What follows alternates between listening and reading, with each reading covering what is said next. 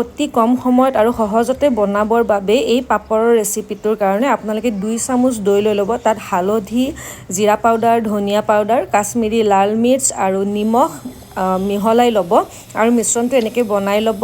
তাৰপিছত পিঁয়াজ আৰু অকণমান আদা এনেকৈ কুটি ল'ব, আদাটো ৰুকি ল'ব আৰু পিঁয়াজটো ধুনীয়াকৈ কাটি ল'ব আৰু জলকীয়া যিসকলে খাই দিব পাৰে। আৰু এনেকৈ তেলত মই 4খন পাপৰ ফ্ৰাই কৰি লৈছোঁ। ফ্ৰাই কৰি লৈ এয়া কেৰাহীত মই দিছোঁ ঘি, আপোনালোকে মিঠাতেলো দিব পাৰে। তাত এয়া গোটা জিৰা দি দিছোঁ আৰু অকণমান হিং দি দিছোঁ।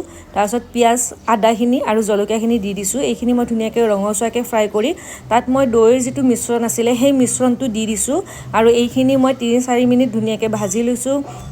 ভাজি লৈ মই তাত দি দিছোঁ পানী আৰু পানী দিয়াৰ পিছত জুইটো মই ফ্লেমটো বঢ়াই দিছোঁ। তাত যিখিনি পাপৰ মই ভাঙি লৈছিলোঁ সৰু সৰুকৈ ভাঙি লৈ তাত মই মিশ্ৰণটো উতল অহাৰ পিছত তাত দি দিছোঁ। 3 মিনিটমান উতলাৰ পিছত তাত মই কচুৰি মেথি দি দিছোঁ আৰু হৈ গ'ল ৰেচিপিটো।